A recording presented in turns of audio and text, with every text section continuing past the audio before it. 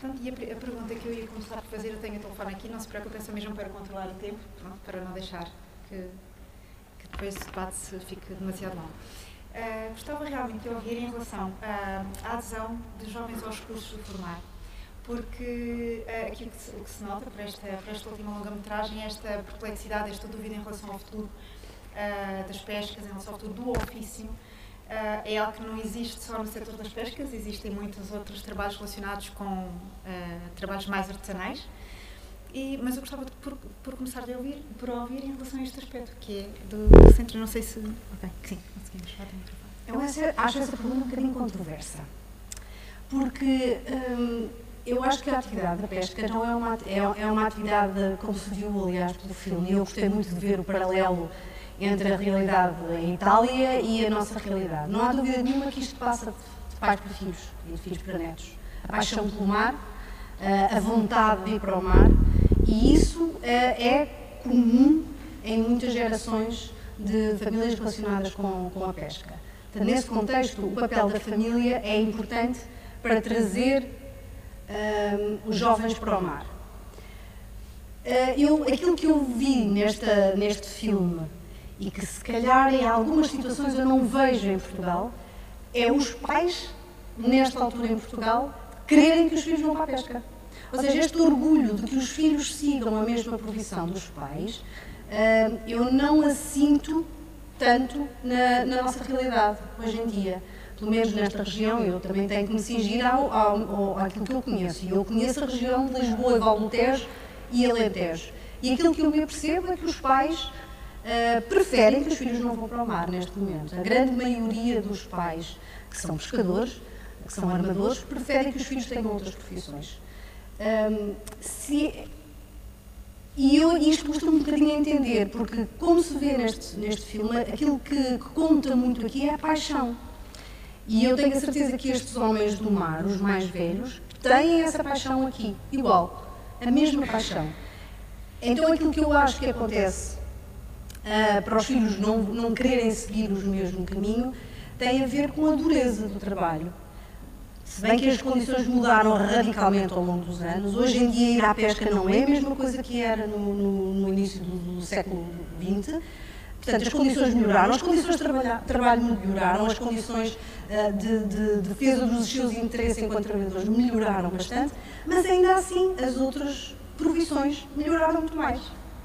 E, portanto, continua a ser privilegiado e continua a ser preferido pelos jovens irem para outros trabalhos em terra, que não são tão duros. E depois há aqui outra questão, eu fui tirando palavras-chave deste filme, porque tocou muito mais o segundo filme do que o primeiro, portanto, obviamente que me marcou mais. A palavra paixão surge sempre aqui, a palavra ter um mar a correr em vez de sangue. E, portanto, isto tem que se passar de pai para filho e, ao mesmo tempo, tem que se incentivar a pesca como uma atividade tão ou mais digna do que qualquer outra. Depois é um desafio, que é fascinante ver a forma como os marítimos, os pescadores, têm um respeito enorme pelo mar, medo, mas ainda assim um encanto que não se consegue de maneira nenhuma esquecer, não é? E eu acho que os jovens hoje em dia procuram coisas mais fáceis, vão pela facilidade, têm todo o direito, ninguém lhes tira esse direito, mas parece que acabou um bocadinho esta coisa do desafio, a adrenalina de que se falava neste filme. Parece que os jovens vão buscar a outros lados, a outras atividades, a outras profissões. Eu, da minha parte, nós na formação sentimos isso.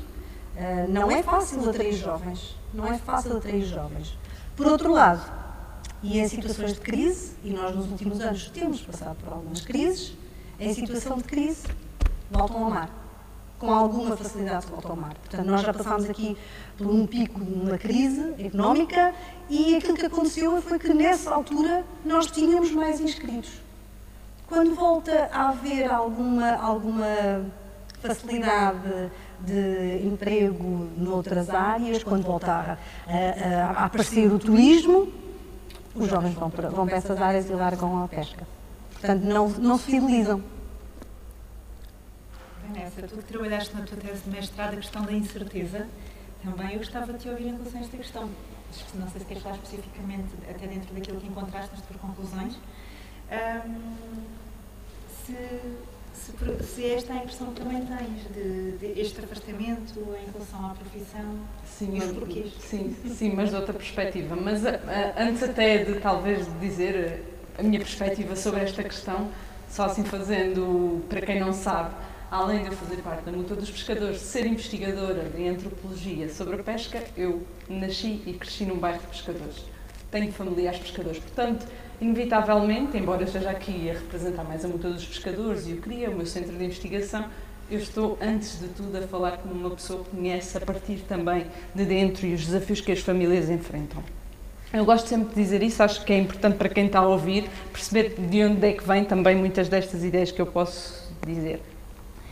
Então, de facto, temos assistido a cada vez menos pescadores inscritos.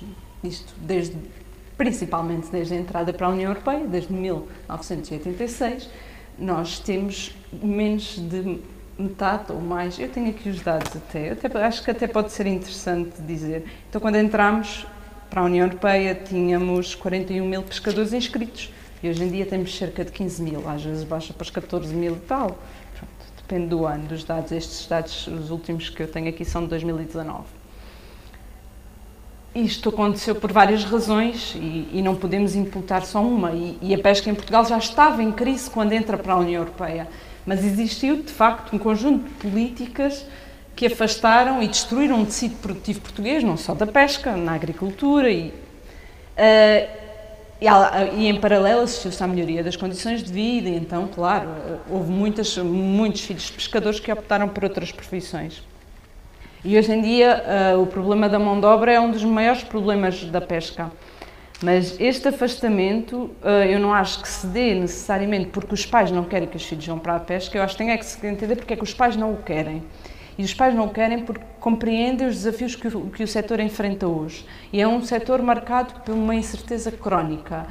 Mas a incerteza é uma coisa que os pescadores estão bastante habituados a lidar, porque é uma característica da atividade, não é? Portanto, os pescadores capturam recursos que são móveis, portanto, é uma atividade aleatória. Portanto, ir ao mar, saber se vai se conseguir pescar ou não, é sempre aleatório. Aliás, o próprio ida ao mar, o próprio ter a certeza que se vai conseguir pescar, é aleatório. E os pescadores estão habituados a isso, mas esta incerteza crónica endémica está-se a somar outras que têm muito a ver com a forma como tem vindo a ser gerido e muito a ver com a integração da pesca no mercado comum. Isto na minha perspectiva. Então, hoje em dia, os pais que são pescadores, avós que são pescadores, no fundo, não incentivam os filhos, netos e outros familiares a irem para o mar porque, de facto, não oferece um futuro. E o que eu encontrei na minha pesquisa e encontrei ao longo da minha vida é que os pescadores não veem no mar um futuro, porque consideram que é uma atividade que está sobre uma grande pressão. E, além disso, as condições laborais, eu acho muito interessante falar-se da pesca e haver um debate sobre, não é só sobre pesca, mas que foque na questão do trabalho, porque hoje em dia vê-se muitos debates da pesca é sempre sobre a questão ambiental, e eu acho que é importante falar da questão laboral primeiro, porque, antes de tudo, a pesca é uma atividade laboral. As condições de trabalho na pesca são muito más, embora já não seja o mesmo como pescar no século passado. Nós temos uma frota obsoleta, continuamos com uma frota obsoleta, as condições de habitabilidade a bordo das embarcações são muito más, não há casas de banhos. Em Portugal, a maioria das embarcações são muito diferentes da maioria que se viu nos filmes, no filme. Portanto, nós temos a maioria das embarcações tem menos de 9 metros e muitas, 80%, pertence à pesca polivalente. Portanto, não tem muito a ver com o que estava ali, não é? Claro, havia ali algumas pequenas embarcações, mas é bastante diferente. Então, estas embarcações menos de 9 metros, que só é a pesca local, muitas das vezes não têm casa de banho. Portanto, um jovem que vai ao mar não tem uma casa de banho, não tem uma zona de dormir que tenha condições, que não seja uma gaveta, porque as embarcações estão, de facto, muito obsoletas e envelhecidas. E, além disso, há esta constante contraste entre não ter um rendimento fixo, porque na pesca não há um rendimento fixo, e ter contas para pagar fixas. E então é difícil um jovem querer lidar com esta incerteza crónica principalmente quando os preços do peixe estão tão vulneráveis a um mercado que viu-se quando agora foi a pandemia, nos primeiros 15 dias, no primeiro confinamento, os primeiros 15, 20 dias, no primeiro mês, o preço do peixe baixou diametralmente, assim, uma coisa absurda, mas para o consumidor o preço do peixe continua mais ou menos no mesmo valor. Portanto, há aqui algo que está mal, não é? E tem a ver com a forma como o mercado está regulado.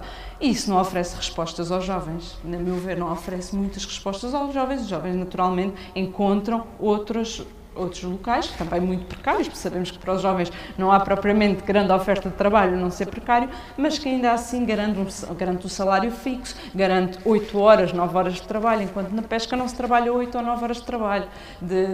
Então, eu achei interessante este filme, mas ao mesmo tempo achei que focava-se muito no trabalho embarcado e não retratava tanto o trabalho que é necessário antes e após as capturas. Portanto, ir ao mar não é só entrar dentro do barco, ir pescar e voltar. Não, há todo um conjunto de artes que têm que ser preparadas antes, portanto, muitas horas de trabalho, e também quando chega o descarregar, escolher peixe e preparar, limpar o barco, enfim. Estamos a falar de condições de trabalho bastante duras e que, infelizmente, a meu ver, não têm sido reguladas e não se têm dado as soluções necessárias para que os jovens sintam atratividade para o setor. Continuamos com um déficit da balança comercial em termos do peixe gigantesco, não é? Nós só produzimos cerca de 30% do peixe que consumimos em Portugal e nada se faz. Pronto, então eu acho que há aqui muitas questões e eu vejo que os pais continuam a passar aos filhos. E isto falo mesmo até de uma experiência pessoal, eu sou um caso disso, não é? Eu cresci no meio dos pescadores e não fui para o mar, não é? Não sou pescadora, mas senti que tinha que dedicar de alguma forma a minha vida a isto.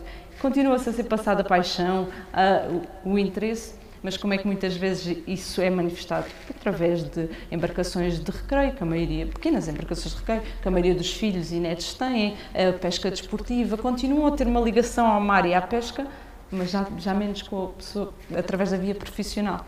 Pronto, desculpem se eu me alonguei. Só dizer uma coisa, eu gosto muito que este debate esteja a ser passado e o foco seja no trabalho, que seja em maio, porque em maio, dia 31 de maio, celebra-se o Dia Nacional do Pescador e essa data foi estabelecida porque foi no dia 31 de maio que foi publicado o regime jurídico do contrato individual de trabalho na pesca. Foi um marco muito importante para garantir precisamente os direitos laborais dos pescadores. Era só isso. Inês, eu perguntava se os jovens, quando estão no centro de formação, manifestam algum destes receios, apreensões em relação ao futuro, quando... Mais alto, ok.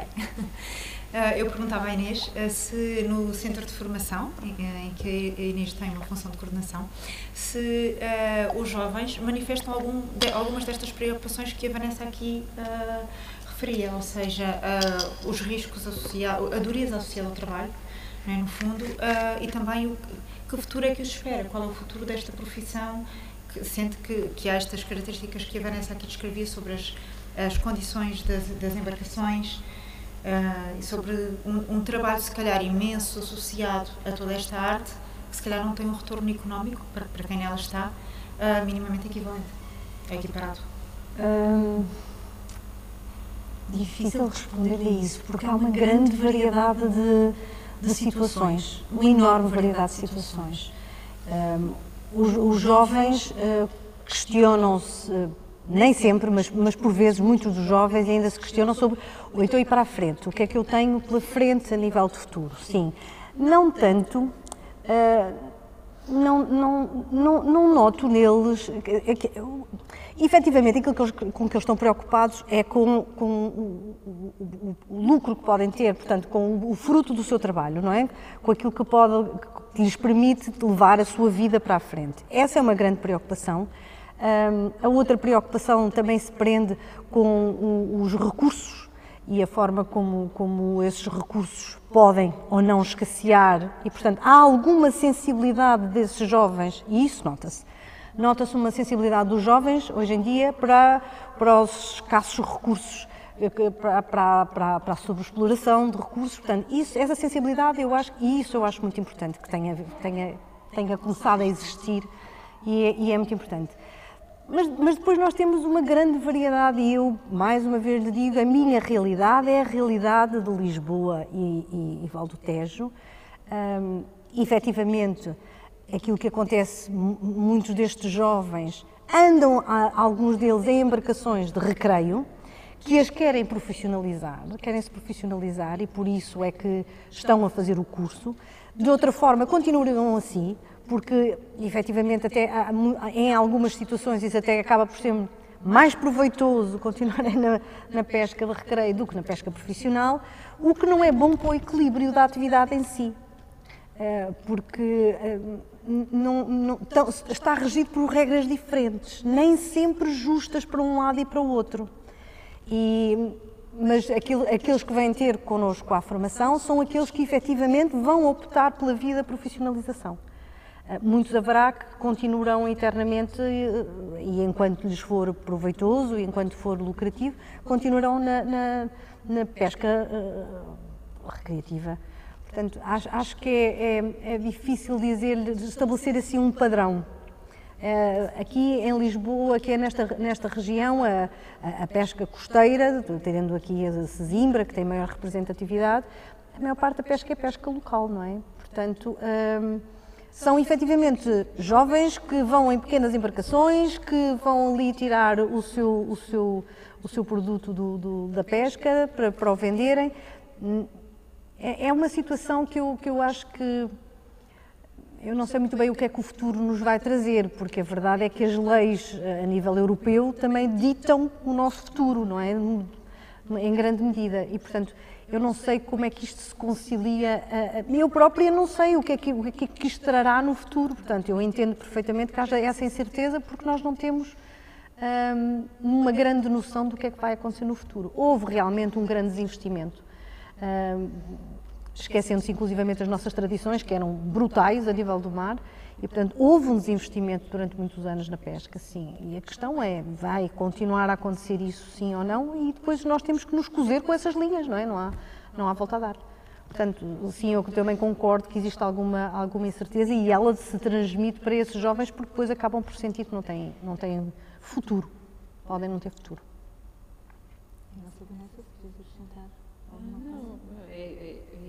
Eu acho que é isso. Agora, alargando um bocadinho mais, e não só, vou ser um bocadinho do setor das pescas para alargar aqui para um outro aspecto, que é, não sei em que medida, e gostaria que comentassem este aspecto, isto também não tem a ver com uma certa, e eu tenho ideia que pelo menos na minha geração isso aconteceu, eventualmente em gerações seguintes, uma certa hierarquização do que eram profissões de primeira e profissões de segunda. Ou seja, muitos pais, havia aquela ideia, e isto era real, nós ouvíamos essas conversas, certamente quando éramos miúdos, eventualmente a Vanessa ouviu, eventualmente a Inês ouviu, que era aquela ideia que os pais tinham que o filho fosse médico, engenheiro, advogado, havia uma expectativa sobre se calhar não uma geração, mas mais do que uma geração, a partir de determinada altura no nosso país, de que os filhos seguissem para o ensino superior, se licenciassem. A nossa geração já apanha a questão dos mestrados e dos doutoramentos, né? Contra mim também falo, porque também segui esse caminho, mas em que medida é que estas expectativas e esta forma de entender determinadas profissões, e aqui não é só a pesca, são também as profissões do meio rural, que acho que também acabam por ser abrangidas por este quase estigma, vá lá, digamos assim, não é? Se calhar carregando um bocadinho a nota, mas sim, em que é que isto também pesou para que muita gente optasse por profissões mais na área intelectual, digamos assim, do que por profissões manuais, artesanais? Eu acho que pesa bastante, infelizmente. Eu acho que, efetivamente, potenciou-se e acarinhou-se muito todo o tipo de profissões que são conseguidas com mais estudos, e isto faz obrigatoriamente com que haja uma clivagem em relação a outras profissões. Portanto, se já existia antigamente que os pescadores eram pessoas que não estudavam, que eram incultas e que iam para o mar como último recurso, hoje em dia, e infelizmente, apesar disto não ser literalmente assim na realidade, atenção, porque isto está a mudar, não há dúvida nenhuma. Eu conheço imensos licenciados que neste momento estão a trabalhar na pesca. Portanto, não quer dizer que não haja, mas eu acho que ainda existe esse estigma. Ainda temos trabalho para fazer. Eu também tinha visto aqui há uns tempos atrás um documentário sobre a pesca nos países do norte da Europa, na Noruega, e senti, não conhecendo a realidade, mas senti que efetivamente naqueles países do norte da Europa o investimento dos jovens na área da pesca é muito maior. Portanto, eles estudam para ir para o mar. E, portanto, isto acontece também. Portanto, porquê é que não pode acontecer aqui também? Quando o estudo não é incompatível com a atividade do mar, nem vice-versa, não é? Quer dizer, nós podemos conciliar tudo e tiramos maior benefício e acaba por ser um investimento que vai valer a pena seguramente. Portanto, tem que se lutar contra isto, obviamente tem que se lutar contra este estigma, mas eu acho que ele ainda existe. Ana, qual é a tua impressão? Bem académico, no centro de investigação do IGE? Sim, eu concordo que existe um estigma relativo a algumas profissões, existe de facto uma hierarquização e uma noção de maior ou menor prestígio associada a diferentes profissões.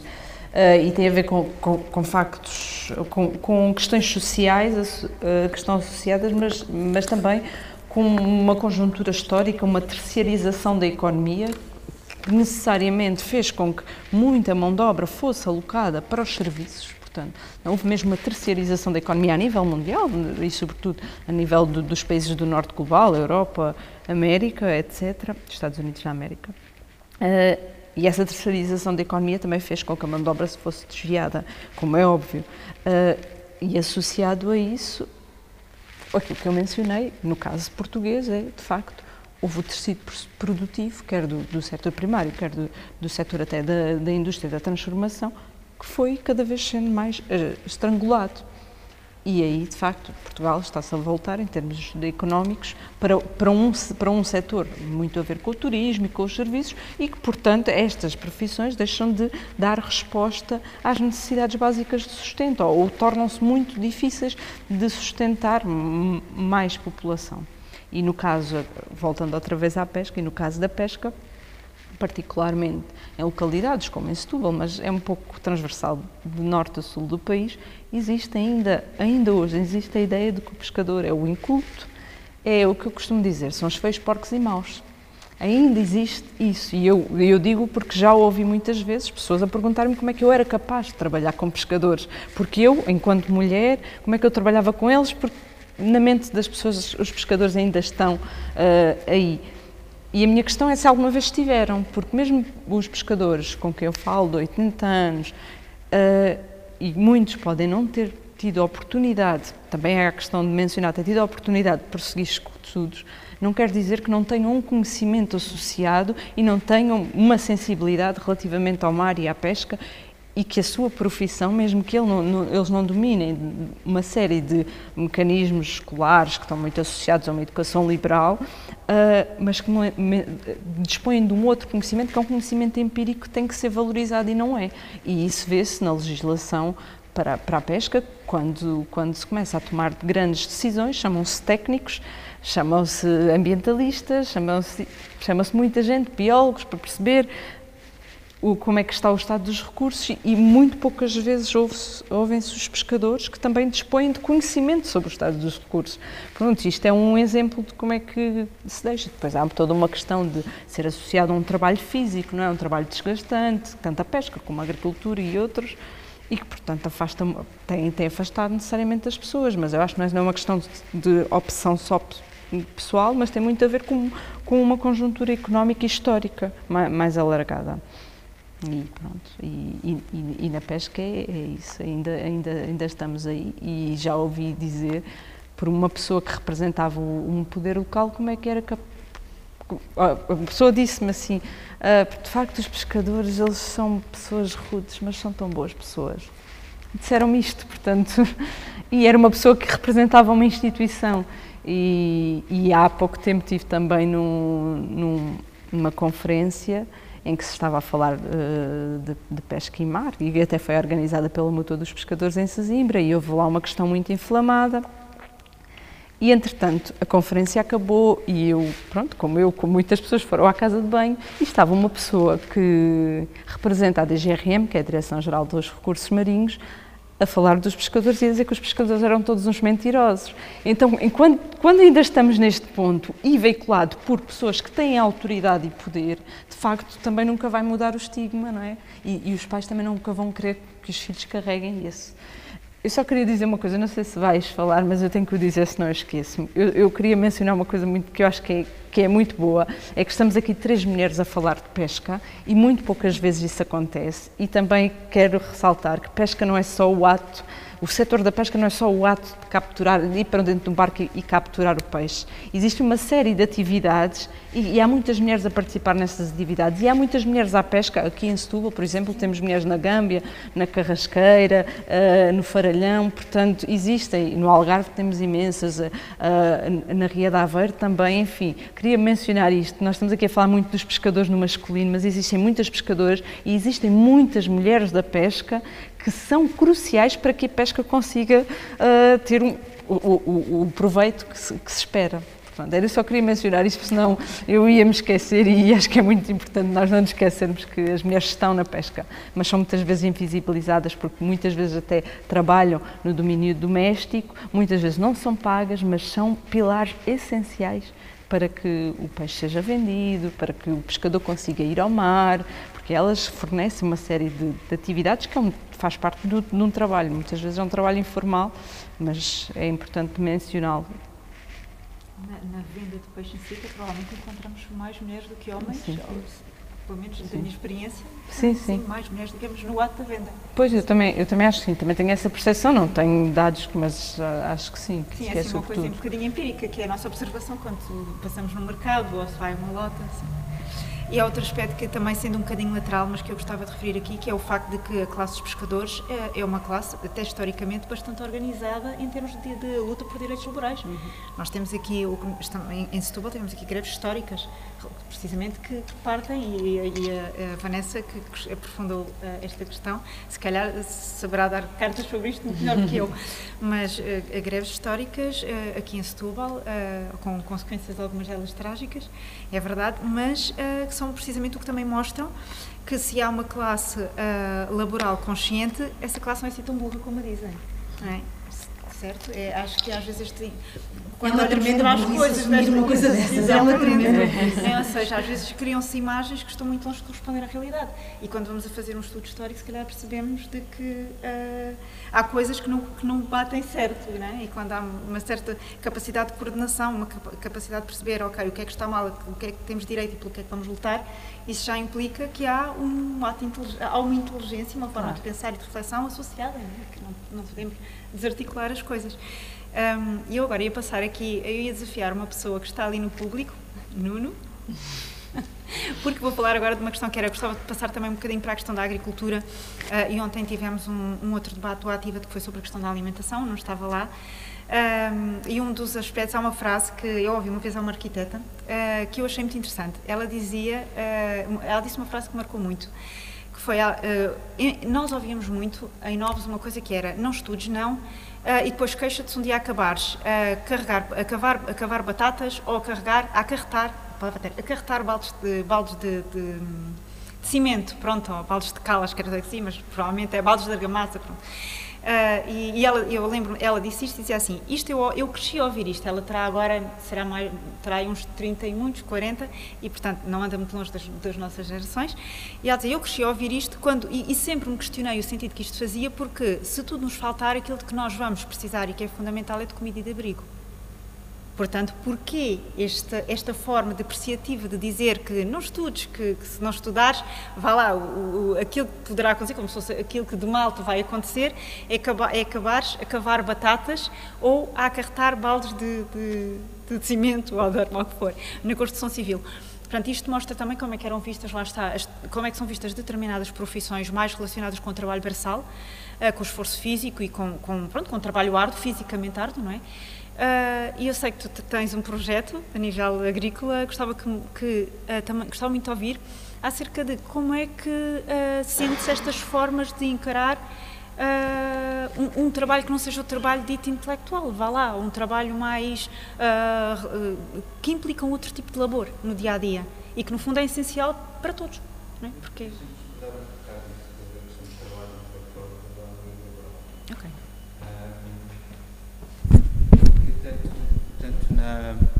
Tanto na questão da pesca, que eu conheço só superficialmente, mas mais na agricultura, tem que ser um aprofundamento intelectual sobre aquilo que se está a fazer. Okay? Não é... geralmente quando a gente fala do trabalho braçal parece que estamos a pregar pregos. E eu tenho tido essa experiência ao longo destes últimos 20 anos, completamente diferente. Isto é preciso cada vez mais conhecimento para fazer mais, melhor.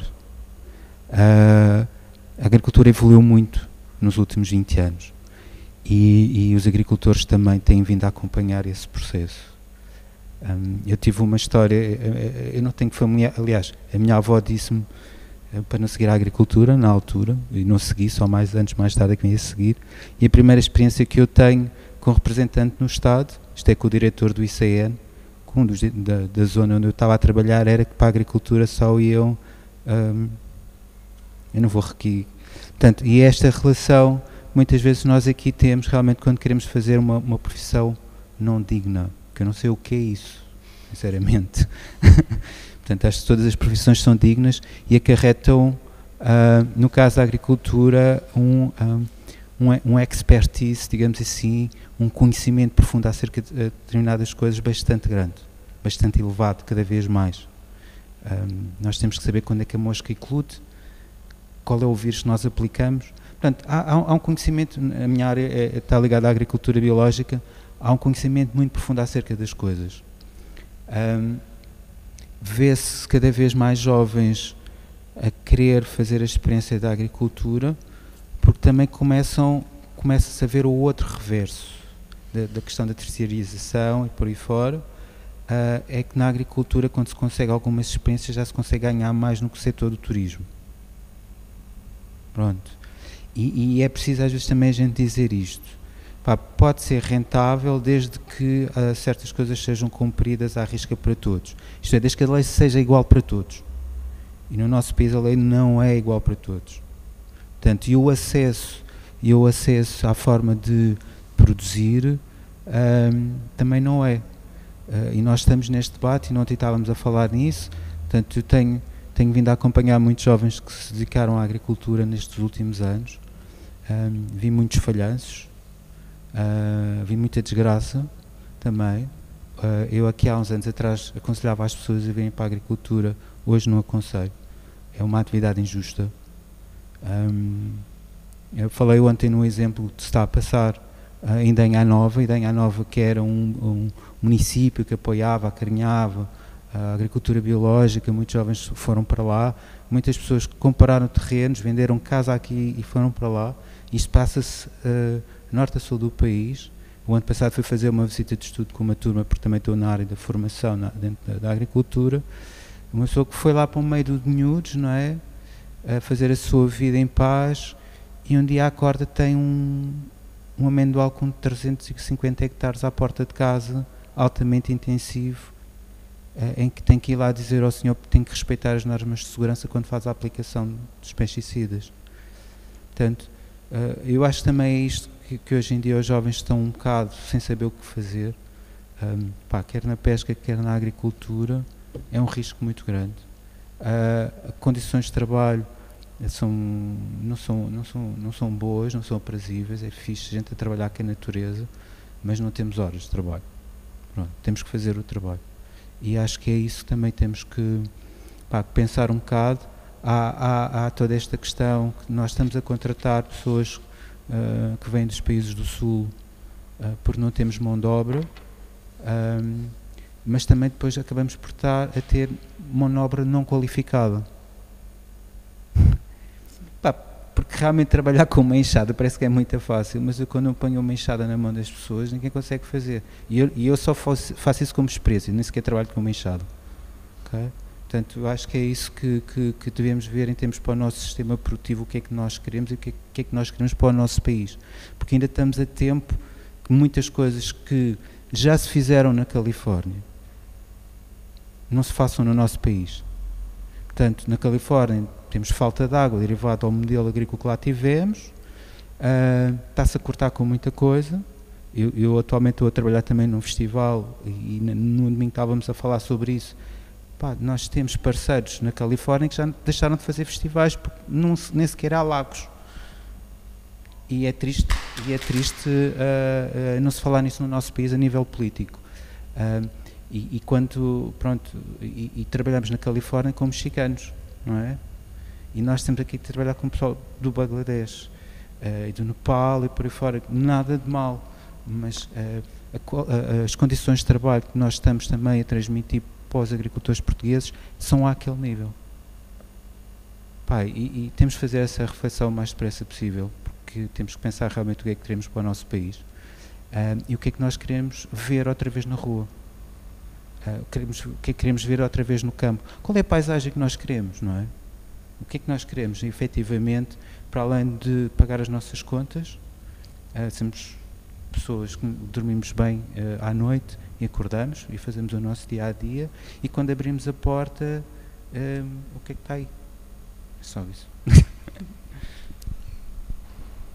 Podes deixar o microfone. Só dando aqui uma achega ao que eu não estava a explicar, de facto, lá está, é outro exemplo de profissão, muitas vezes, em relação à qual não se avalia aquilo que é necessário saber. Porque se formos a pensar bem, o agricultor necessita de perceber um bocadinho de clima, perceber um bocadinho de sol, perceber um bocadinho de biologia, perceber um bocadinho às vezes de mecânica, porque o trator avaria e não... Ou seja, e há muitas qualificações, há muito conhecimento indireto, ou seja, que não é, se calhar, o conhecimento que se associa diretamente ao plantar as couves, passo o termo, mas é tudo o resto que tem de existir para tornar a profissão de agricultor viável e para que a pessoa a possa exercer, e digo só da parte do conhecimento individual, ou seja, nós não estou a falar depois tudo que é o investimento económico que devia haver, mas estou a falar da parte do conhecimento individual. Há muita coisa que é exigida a uma agricultura e que nós muitas vezes não pensamos, não é? De facto. Eu não sei, Vanessa, se gostarias de pronunciar também sobre estes aspectos, não sendo necessariamente a questão das pescas, mas sim, pronto, é uma reflexão que todos nós fazemos a nível de sociedade, mesmo que não seja a nossa área direta. Sim, é porque tinha falado e depois pensei e depois esqueci-me, e acho que se relaciona um bocadinho com isto, que é porque é que existe esta opção, uma opção política que não é exclusiva de Portugal, como é óbvio, não é? Tem a ver com um contexto mais alargado, em que se cada vez produz menos e sobretudo, cada vez produz menos, quer dizer, não se produz, mas a forma de produzir, os bens alimentares estão muito diferentes, e porque é que está cada vez menos na mão das pessoas comuns e está nos grandes poderes económicos a possibilidade de alimentar o mundo. Como é que a alimentação se tornou uma mercadoria, o alimento se tornou uma mercadoria. Acho que é essa reflexão que nós temos que fazer. E outra vez ainda a pesca, mas pode ser também a agricultura. Mas dando o exemplo da pesca, os pescadores, uma das coisas que mais se revoltam é quando capturam peixe e o peixe pode ir na lota a 2 cêntimos. Eu já vi isto a acontecer. E primeiro de pensarem, isto é, o meu rendimento está em questão, muitas vezes o que os pescadores me dizem é: como é que é possível um peixe, que é um alimento, não ter venda? Porque muitas vezes pode não ter venda, outras vezes pode ter venda, outras vezes é bastante rentável, a questão não é essa. Mas a questão é como é que se deixa politicamente que isso aconteça, e como é que houve em Portugal iniciativas que se deitava peixe fora, não é? É um alimento, porque de repente o mercado não o aceita, não é? Porque como é que o mercado, é o mercado que gera a nossa possibilidade e as formas como nós nos alimentamos enquanto povo, não é? Enquanto população mundial, como é que o alimento se tornou uma mercadoria? Acho que é uma reflexão que nós temos que fazer. E há cada vez um maior afastamento do alimento em si, dos próprios produtos hortícolas, do peixe, não é? Portanto, cada vez mais é uma embalagem, não é? Nós somos mediados e, através de uma embalagem, cada vez menos conhecemos o que é estes trabalhos que estão por trás e quem é que está a lucrar e com isso, não é? E os circuitos são cada vez maiores. Em Portugal temos até uma indústria transformadora de peixe mais ou menos considerável, mas que o que faz é importar peixe de outros locais para transformar cá. E o peixe transformado, filetes e afins, tem tido mais venda do que um peixe fresco, e isso acho que é de pensar, assim como existem produtos, produtos pré-feitos relacionados com vegetais que vendem mais do que as pessoas comprarem um vegetal. Isso tem a ver com uma mercadorização, não é, da economia e da comida, não é, e da alimentação, e como é que a alimentação está no supermercado, não é, quando exigem que os produtos biológicos tenham que estar no supermercado envoltos em plástico, enfim, quando há estas questões todas, pronto, era isso. Não sei, Inês, se quer partilhar connosco. Eu bato-me sempre por tentar explicar. Quando estava a dizer que na agricultura é preciso um conhecimento muito mais abrangente do que aquele na pesca, e isso é absolutamente evidente. Aliás, via-se nas imagens, quer dizer, os pescadores não percebem nada de tecnologia. Pois não, então vão ver a ponte de uma embarcação. São 4 ecrãs, é sonares, é GMDSS, é equipamentos de rádio. Quer dizer, e este conhecimento em meteorologia, conhecimento em navegação, são conhecimentos que efetivamente não são valorizados.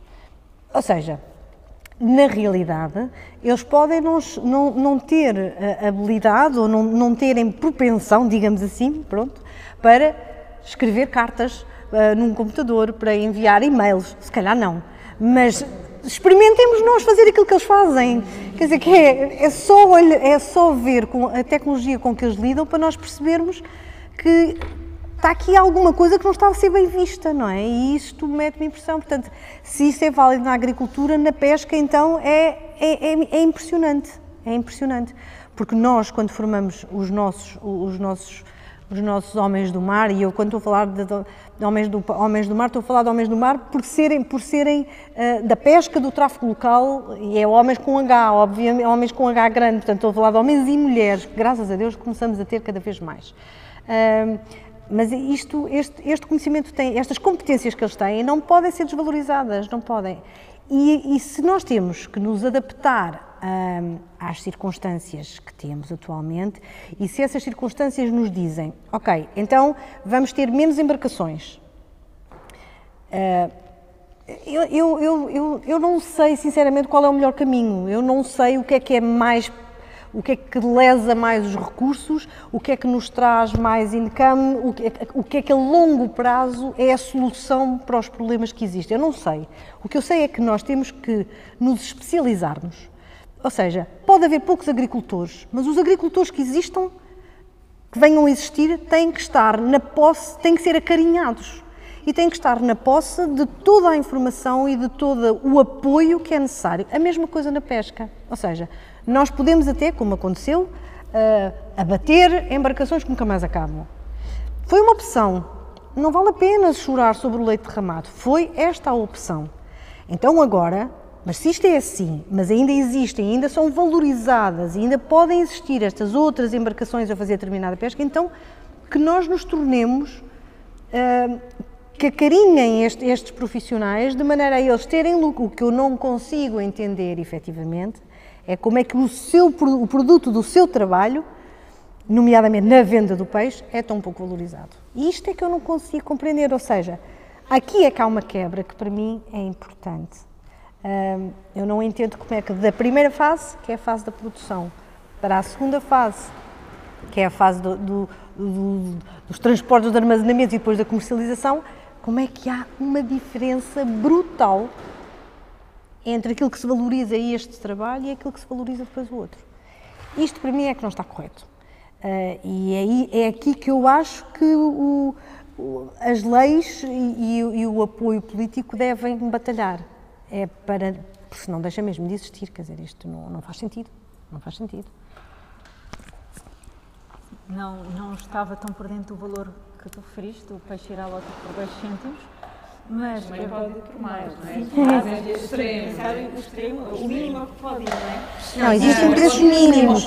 Existem neste momento preços mínimos, abaixo dos quais o peixe não... Não é bem assim.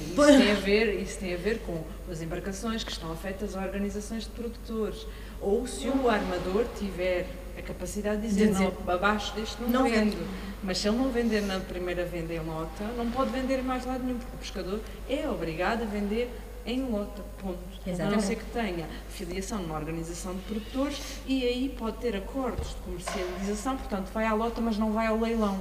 E não indo ao leilão conseguem ter um preço contratual. Mas isso é quem está organizado em organizações de produtores, e na pequena pesca é mais difícil. Na pesca do cerco, da sardinha, na pesca de ganchorra dos bivalves, há mais organizações de produtores que funcionam bem e com acordos de comercialização. Mas na pequena pesca é difícil ter estes acordos, porque também estamos a falar de outras quantidades, enfim. Portanto, ainda leilão é sempre uma roleta russa que depende da disponibilidade que existe. Se há muito linguado neste dia, o preço do linguado, que é uma espécie que é bastante valorizada, pode baixar bastante. E no dia a seguir já está. E isto coloca as pessoas muito vulneráveis a um mercado, não é? Desculpa, interrompi, mas era só para explicar, porque quem não está por dentro pode não saber como é que funciona. E noutros países é diferente, mesmo em Itália e em Espanha, existe a lota, mas existe também a possibilidade de, em certas quantidades, os pescadores venderem diretamente, desde que passem os recibos, mas não são obrigados a ir necessariamente ao leilão, enfim. Existe uma maior flexibilidade que aqui em Portugal não. E a lota é uma instituição muito importante para garantir uma série de condições, não é? Até a higiene sanitária, etc. E a rastreabilidade do peixe, mas depois tem aqui umas formas de organização que prejudicam muito o produtor. Depois a cadeia de valor... Não é? Lá está, o que interessa é melhorar. É pegar naquilo que nós temos de bom e manter, mas reunir realmente todos os interessados e ouvir a todos para criar um sistema que funcione e que seja melhor para todos. Eu acho que aquilo que acontece é que muitas vezes é injusta, a balança não está equilibrada sempre, nem sempre está equilibrada. Agora metendo mais vezes um bocadinho para a agricultura e se calhar o Nuno conhece aqui mais casos, não sei se alguém mais do público acompanha questões agrícolas e queira dar o seu testemunho. O Nuno eu sei que sim, portanto ia tocar aqui 2 pontos de aspectos, um que a Vanessa referiu, que é esta questão do preço que os produtos atingem quando saem basicamente de quem os produz, no caso da agricultura, no caso da pesca de quem os captura. E também a questão voltando um bocadinho à questão do conhecimento de o que é que se exige hoje para a agricultura e quem é que vai para a agricultura hoje ou quem é que vai para as pescas hoje. Eu lembro-me uma coisa, agora estava a ouvir a Vanessa falar sobre esta questão dos 2 cêntimos e lembrei-me, provavelmente muitas outras pessoas cruzaram com isto, que foi talvez há sensivelmente 1 ano e meio, 2 anos, foi muito partilhado nas redes sociais, um produtor de pera do Oeste que estava a dar um carregamento enorme de pera, quem quisesse podia ir lá buscar, porque ele simplesmente concluiu que pelo preço que as superfícies lhe estavam a oferecer para adquirir a pera que ele já tinha apanhado, era tão ridículo que ele não conseguia aceitar, portanto, e sendo assim, se era para estar a ganhar aquilo que lhe iam pagar, e ele já tinha a pera fora das árvores, portanto ela ia acabar por se degradar em pouco tempo, vá lá, ele preferia estar a dar. E então ele pôs uma entrada no Facebook e depois imensas pessoas começaram a partilhá-la, e eu acabei por ter também conhecimento dela, de um carregamento enorme de peras, que ele estava a dizer, quem quiser venha com os seus sacos e venha aqui e que eu dou. Porque entre estar a dar e estar a pagar aquilo que me estão a oferecer, para ir para um supermercado em que o preço vai ser inflacionadíssimo e o comprador, o consumidor final vai pagá-lo muito mais elevado, então para estar a pactuar nessa injustiça e estar a entrar nesse jogo, prefiro dar, pronto, não é? E eu conheço casos, e ontem esteve connosco uma pessoa que era a Ana Fonseca, da Herdade do Freixo do Meio. Ana Fonseca, a Herdade do Freixo do Meio fica ali fica no concelho de Montemoro Novo, claro que tem outra capacidade de fazer coisas, porque estamos a falar de uma herdade com muitíssimos hectares, mesmo, agora quantos? 500, ok, eu tinha ideia de 480, mas pronto, 500 então. Pronto, eu sei que eles tinham ainda mais, depois acho que o Alfredo, que é a pessoa que é dono da propriedade, vendeu uma parte, mas sim, ainda tem uma área enormíssima, quer dizer, é muito diferente de ser um pequeno, não é propriamente um pequeno produtor, mas é uma pessoa convertida à agricultura biológica já há muitos anos, dos mais antigos em Portugal, e como tal também tem apanhado com aspectos que se calhar não visam outro tipo de produtores que optam por outro tipo de agricultura. Isto, assim, quando nós falamos da agricultura e do pequeno proprietário em Portugal, assim, 500 hectares em Portugal é um grande proprietário, mas é um pequeno proprietário à escala nacional, à escala europeia. Global. Sim. Pronto, nós temos essa referência. Mas eu acho que só para dizer, se esta chega na agricultura, eu acho que é bastante importante, isso também toca um pouco a pesca, tem a ver com o acesso aos recursos e a forma como nós utilizamos os recursos e como é que esses recursos estão alocados à questão do mercado. Não é? Pronto, levávamos a uma reflexão um bocado mais profunda acerca disto, mas um dos primeiros impactos que eu tive na agricultura é a dificuldade de a gente escoar o nosso produto, mesmo quando ele deixa o preço do ridículo. há uns anos, quando estava na costa da Caparica, acompanhei uma situação completamente insólita e nós, a partir daí, começamos a entrar num outro prisma. Não é falta de educação, não é falta de respeito, vai um pouco mais além do que isso. O Banco Alimentar, faltava-lhes vegetais para darmos cabaz às pessoas e um agricultor disponibilizou 1 hectare de lombardos ao Banco Alimentar, da Charneca da Caparica. E a Charneca da Caparica virou-se para o agricultor e disse-me: sim senhor, apanhos e venham-os cá trazer. Isto é nós descermos à brutidade. Vamos pôr, é bruto a gente ver estas coisas a acontecerem. Obviamente que o agricultor disse: sim senhor, irei o fazer. Pegou no trator, pegou numa grade de discos e passou sobre 1 hectare de lombardos. Isto é norma comum na agricultura. Eu nunca percebi isso, passando tantas pessoas de fome, eu nunca percebi isso até ter vestido o papel do agricultor. E hoje em dia há amigos meus que ficam muito chocados, que eu digo: eu não saio da minha quinta com comida para dar a ninguém. Quem quiser venha cá buscar. E quem quiser venha cá apanhar. Porque a partir daqui já é falta de respeito. Quando falam com o pescador, quando falam do agricultor, e na costa dava-se muito peixe, e por aí fora, muitas vezes nas artes, já nós passamos a falta do respeito. E às vezes mais vale de destruir tudo, não é? Para não destruir a dignidade de quem está a produzir. Só essa chega, querida. Eu estava a ver a Inês aqui a tomar notas, não sei se Não. era relativo e se queria comentar algum aspecto. Não, eu tenho alguma dificuldade, é uma característica minha, eu tenho alguma dificuldade em manter assim posições muito vincadas relativamente a determinados assuntos. E eu gostava de partilhar convosco isto. Pode ser visto como um aspecto ou uma fraqueza minha, mas eu não o considero como tal na realidade. Aquilo que acontece, eu não consigo pôr também o ónus todo da coisa com as grandes superfícies e o comércio em grande escala. Não consigo, porque eu também sou do tempo em que indo às aldeias, as pessoas tinham as suas próprias quintas que só serviam para subsistirem. E essas pessoas melhoraram claramente de qualidade de vida quando surgiram grandes superfícies que permitem o escoamento. Ou seja, as grandes superfícies têm grandes vantagens e permitiram que bens que nunca chegavam até elas começassem a chegar a preços equilibrados, e isto também é a mesma coisa relativamente a peixe. Eu ainda no outro dia estava a falar com uns amigos meus que me diziam que lá em cima, em Valdecambra, todas as noites se comia bacalhau. Não havia outro prato, era só bacalhau. Mas também não tinham acesso a outro peixe. Hoje em dia, vais atrás dos montes, ao sítio mais recôndito que podes imaginar, e há peixe lá. E peixe fresco. Portanto, isto tudo tem vantagens e tudo tem vantagens. Eu não consigo ver entidades, empresas como maus da fita e como o diabo vestido não é, em forma de gente, quando realmente nós temos que apreciar também o lado de lá. Porque pessoas que antes não tinham a não ser para subsistir e que também estragavam produtos agrícolas porque não tinham como os escoar, e hoje têm. Portanto, o facto de não estar aqui nenhum representante dessa área, da área de comércio, faz com que eu sinta a necessidade de pensar: calma lá, nem tudo é mau, não é? E também é verdade que o escoamento dos produtos da pesca muitas vezes são para essas grandes superfícies e dão algum conforto a estes produtores, não é? Portanto, também isto é importante. O que tem que haver aqui é equilíbrio. O que tem que se conseguir é um equilíbrio e pensar num bem maior.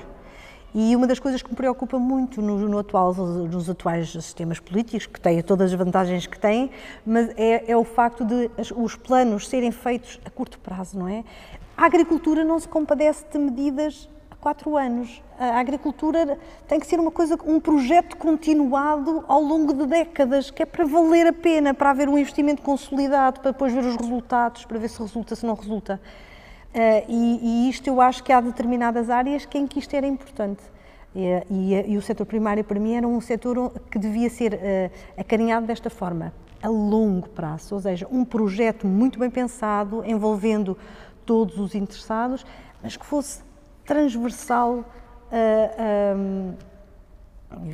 chama-me ingênuo, não é? Transversal a governos, transversal a políticas, mas que permitisse realmente uma coisa consolidada. E isto para mim é que era importante. Eu acho que isto é possível, eu acho que isto seria possível. O debate já está longo. E já estamos a desviar-nos, ainda por cima, a desviar-nos largamente. Mas sobre esse assunto eu acho que há distinções que são importantes serem feitas.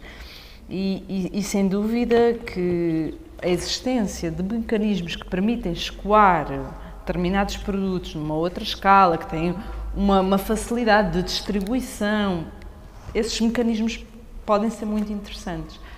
Mas eu acho que aqui nós não estávamos tanto a falar de pôr o ónus nas grandes superfícies, que se bem que sim, porque são os representantes mas sim na questão do mercado. Não é? E quando falamos em termos económicos, a economia não é só mercado. Claro.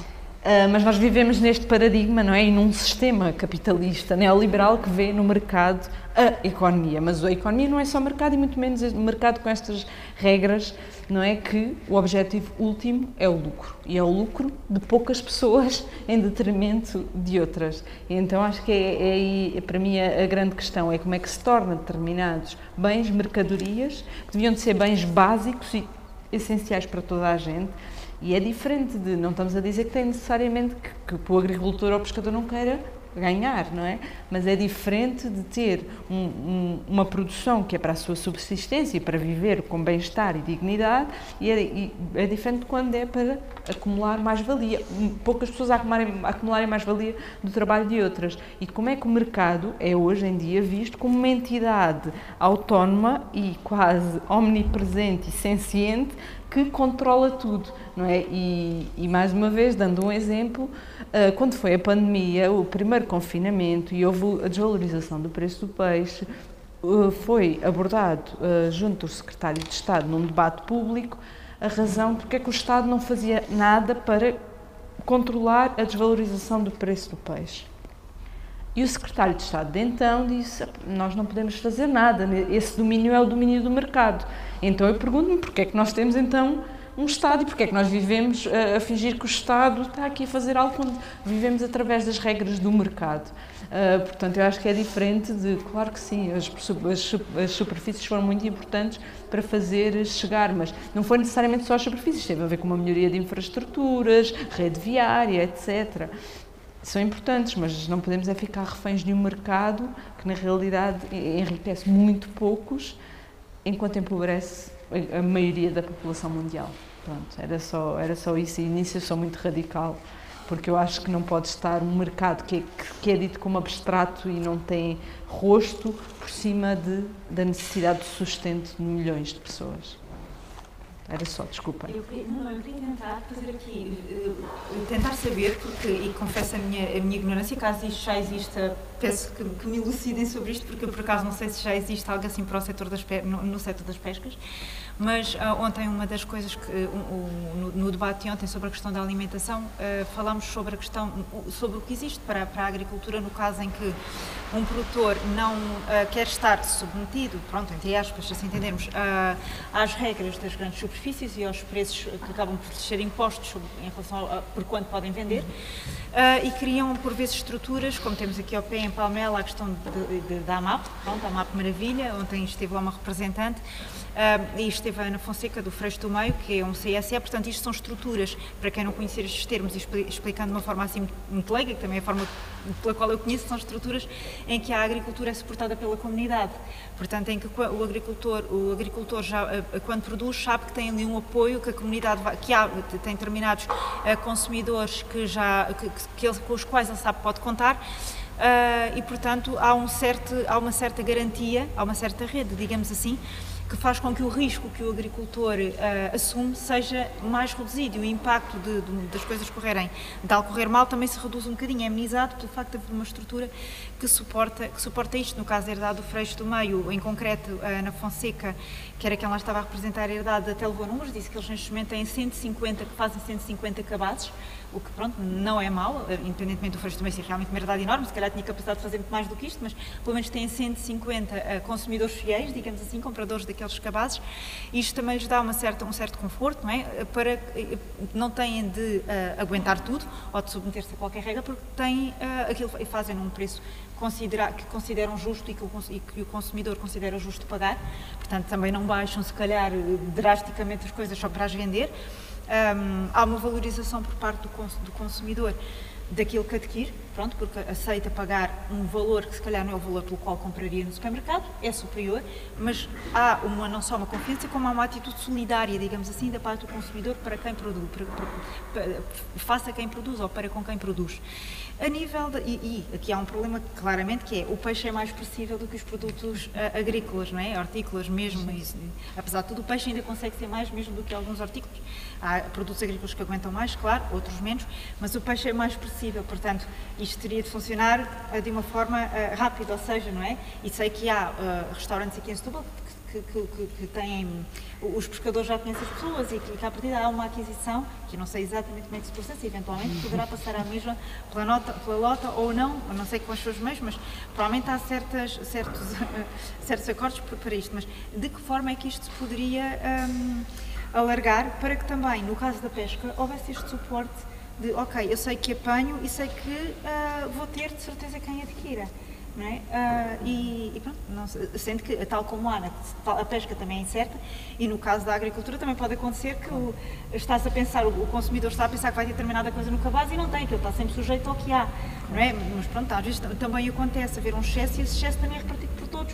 Um dos casos que eu me lembro da herdade do Freixo do Meio, porque vi eles a anunciar isso no Facebook, era a dizer, tivemos tantos ovos que esta semana todos os cabazes vão levar uma dúzia de ovos extra. Mas, pronto, partilhamos também o excesso e aquilo que foi, um extra com que não contávamos, não é? Também há esta, atitude. Não sei, a nível das pescas, isto era possível haver uma estrutura de suporte em que o pescador pudesse ver o seu trabalho mais justamente recompensado e ter maior segurança sem ter de passar pelos canais necessários ou até por questões legais isto não é possível? Existe, não é com a mesma filosofia e é diametralmente diferente da filosofia que está por trás das AMAPs e afins, mas existe aqui em Sesimbra, por exemplo, o Cabaz do Peixe, que conhece, claro, que é uma iniciativa da Associação de Pescadores Local e que, no fundo, o cabaz tem um preço, acho que agora está nos 20 euros para 5 kg de peixe, sendo que o peixe vai sempre variando, o consumidor ninguém escolhe que for adquirir, ninguém escolhe, mas é um peixe que já vem todo tratado, amanhado, cortado, etc.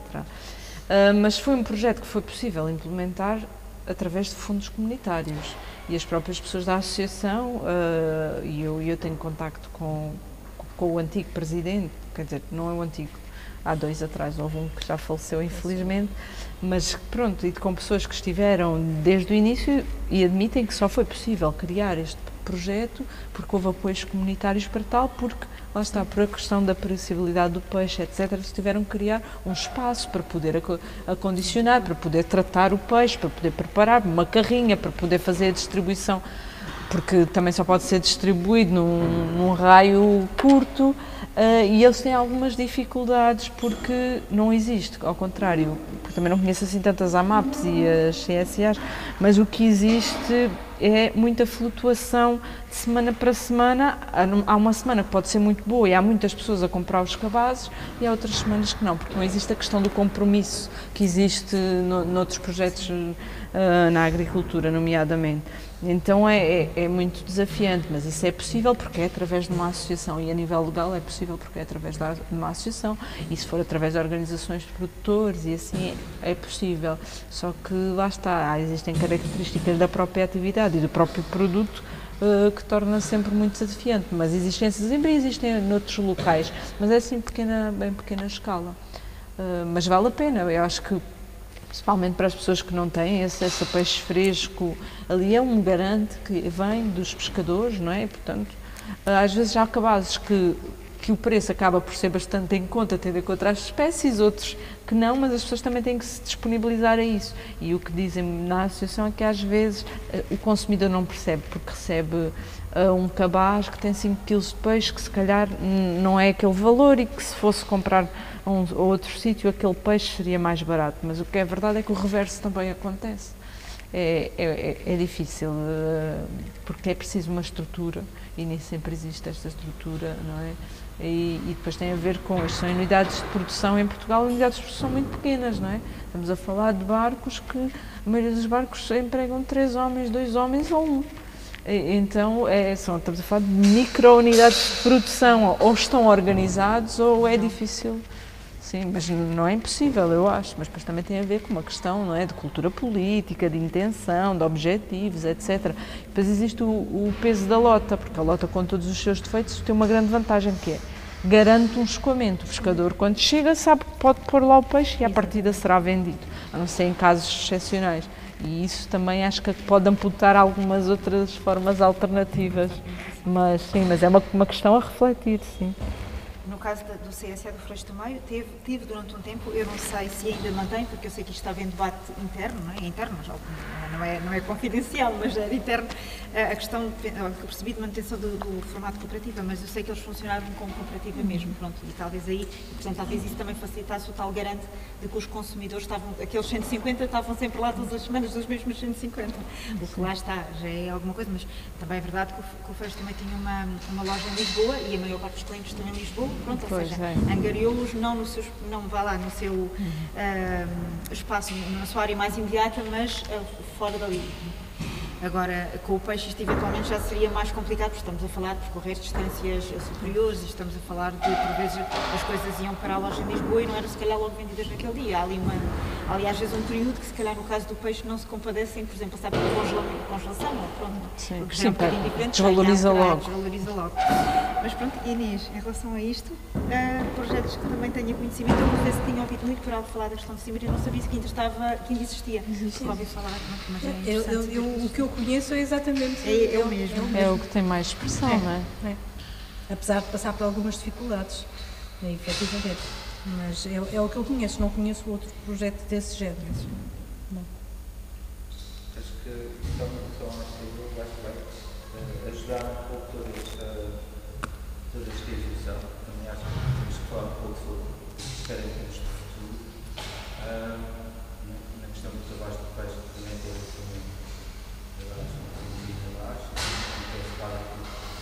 o mesmo acontece com a agricultura.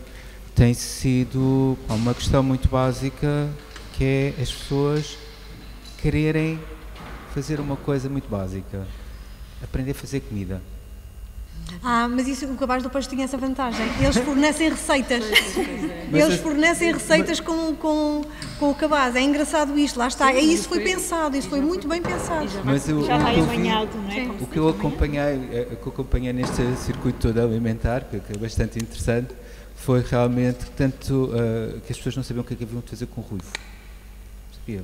Estava lá a coisa, mas nunca tinha experimentado. E o mesmo que acontece na agricultura, que há alguns elementos que as pessoas também nunca souberam cozinhar, nem sabiam o que é aquilo que se comia sequer. Eu lembro a primeira vez que eu vendi ortigas no Príncipe Real, toda a gente achava aquilo, mas como é que pode estar a vender ortigas? E hoje em dia tornou-se parte integrante no mundo mais alternativo da gastronomia, a utilização das ortigas e a cavalo houve o esforço grande também no setor das pescas para o valorizar. E as pessoas começaram a dar um outro valor à cavalo, e acho que tem sido, não foi tudo mau estas décadas, houve pessoas que continuaram e continuam a lutar e a trabalhar para realmente dar um salto para a frente. Há projetos que são emblemáticos, o cabaz do peixe, algumas cooperativas, alguns cabazes de entrega ao domicílio também, por aí fora. Agora esquecemos dos outros na Lourinhã, mas eles entregam 300 cabazes por semana.